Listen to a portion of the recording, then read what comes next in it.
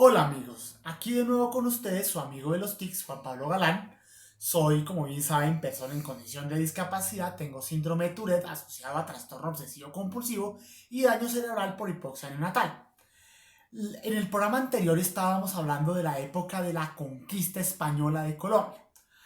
Para esta semana vamos a hablar del periodo siguiente, que es la colonia. ¿Qué es la colonia? Pongámonos en contexto. Ya las culturas indígenas que habíamos visto al principio de la temporada, los muiscas, los quimbayas, los zenú, ya esas culturas ya para ese periodo ya no existen.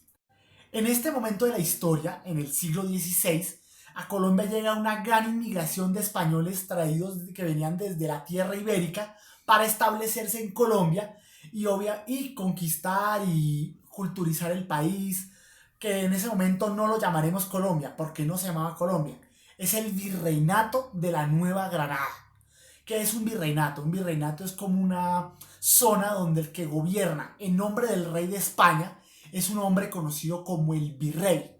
O sea, si ustedes han visto, por ejemplo, más o menos Miss Universo, van a entender de qué hablo. Porque en el Miss Universo hay una reina y una virreina. En este caso era el rey de España que designaba al virrey para que gobernara las tierras en nombre de la corona española. En este periodo, a Colombia llega un montón de españoles y llega una serie de esclavos africanos que se empiezan a mezclar con las poblaciones nativas, dando lugar a lo que conocemos como mestizaje. ¿Qué es el mestizaje? Mestizaje es simplemente la mezcla genética y étnica de dos culturas totalmente distintas de las que desciende una mezcla en sus genes de ambas culturas. Vamos a hablar de por lo menos 6 etnias que empezaron a establecerse en Colombia. La etnia blanca, o sea, los españoles, que como les decía, venían de España en barco, y eran viajes, como sabíamos, de meses y a punta de estar con viento y todas esas cosas. Están también los indígenas, los que sobrevivieron a la conquista española y a las enfermedades que ellos trajeron y a las masacres y a las torturas y a todas esas cosas. Va a quedar un pequeño grupo de indígenas y van a llegar negros esclavos del África que los envían a trabajar en las fincas. Cuando ocurre el mestizaje ocurre esto. Hay tres clases de etnias surgidas del mestizaje: mestizos, mulatos y zambos. Para entrar en contexto, los mestizos son la mezcla de español e indígena.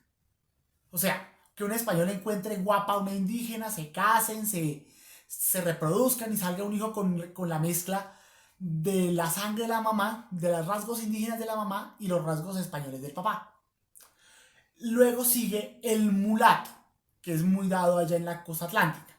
El mulato es la mezcla del negro africano, del esclavo africano, con el blanco español, que es exactamente lo mismo.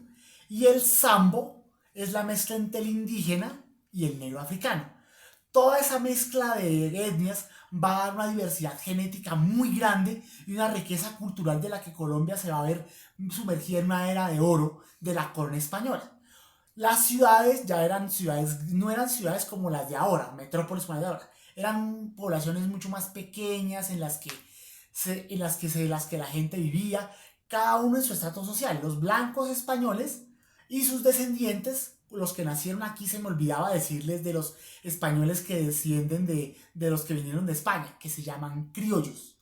Los españoles, los criollos, los indígenas, los negros, los mestizos, los mulatos y los ambos van a empezar a convivir unos con otros en medio de todo ese crecimiento social, rutinario, con unos estilos de vida muy sencillos, tanto en el altiplano cundiboyacense, que es toda esta área de Bogotá, como en la costa atlántica, el Valle del Cauca, la región paisa, y todas esas regiones empiezan a tener unos intercambios comerciales muy notorios.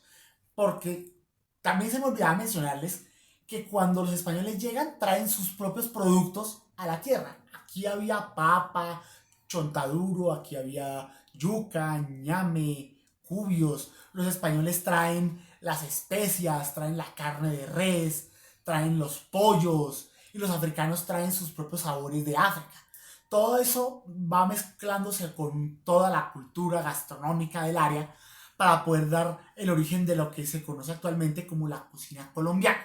En este periodo no existían redes de acueducto, ni de alcantarillado, ni de nada de esas cosas. ¿Cómo traían el agua a las casas? Alguien tenía que ir a la fuente, a la pila, y había un muchacho que le decían el mono. De ahí viene la expresión bogotana, vayas a quejar al mono de la pila. Ese mono de la pila era el que llenaba el agua de la persona que iba a traerlo, el esclavo africano o la mujer, porque en esa época las mujeres no es que no tenían derechos. En esa época las mujeres solo se dedicaban a criar hijos, a hacer las labores del hogar y ya está. Los hombres eran los que decidían todo. Las leyes, los impuestos, todo eso lo hacían los hombres. Obviamente el mono en la pila le decía que cuánto quería de agua, que si quería una canecada de agua, le llenaba la canecada de agua y la persona que iba a traer el agua se la llevaba para la casa, para la iglesia no había unas condiciones de higiene muy saludables, porque como no había alcantarillado, claramente les tocaba hacer sus desperdicios, tirar sus desperdicios fisiológicos donde fuera.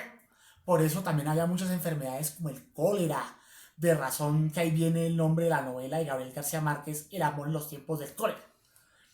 En este periodo también la religión católica se afianza en Colombia. Se construyen muchas iglesias, se evangeliza a los indígenas, a los negros, todos van evangelizándose.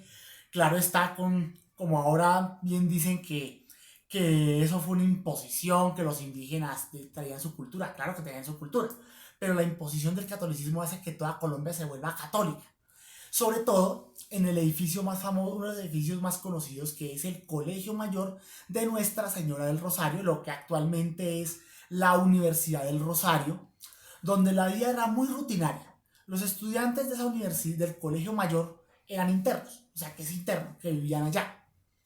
Se levantaban, iban a misa todas las mañanas a rezar, luego estaban en clase, almorzaban, luego volvían a clase hasta las 4 de la tarde, volvían a rezar hasta las 6 de la tarde, tenían solamente tiempo libre a la hora de la noche y luego se iban a dormir 8 de la noche. Una vida muy rutinaria, a mi modo de ver muy rutinaria, pero era lo que se estilaba en ese momento para los estudiantes que eran admitidos en el Colegio Mayor de Nuestra Señora del Rosario. Si ustedes van al claustro, a la sede de la Universidad Rosario del Centro, allá van a encontrar mucha historia de cómo era la vida ahí, de lo que rezaban, de lo que estudiaban, porque de por sí la Universidad del Rosario también es un museo. El que quiere ir a visitarla, pues puede visitarla, puede conocer la historia, puede estar en la capilla, puede estar en los salones, puede estar en muchas partes, puede estar para darse cuenta de lo que fue la historia en esos momentos. La Universidad del Rosario es fundada en 1653 por un cura español llamado Fray Cristóbal de Torres y Motones. Un cura que le tocó sacar de su propio efectivo para poder fundar la universidad porque el Papa no le quiso dar plata para fundarla. Entonces este personaje la construyó, la diseñó, creó las habitaciones, creó todo el pensum de la universidad y todo lo que actualmente se conoce lo creó él. Geográficamente el nuevo reino de Granada lo conformaban Colombia, lo que hoy es Colombia, Venezuela, Brasil, un pedazo de Brasil, un pedazo del Perú, Ecuador, Panamá y un pedazo de Costa Rica. Ese era geográficamente el virreino de la Nueva Granada, que se estableció en el Acta de Santa Fe en 1538. Entonces, por los españoles que conquistaron el área, entonces llamaron el reino la Nueva Granada, que era, como les decía, una subdivisión de la corona española.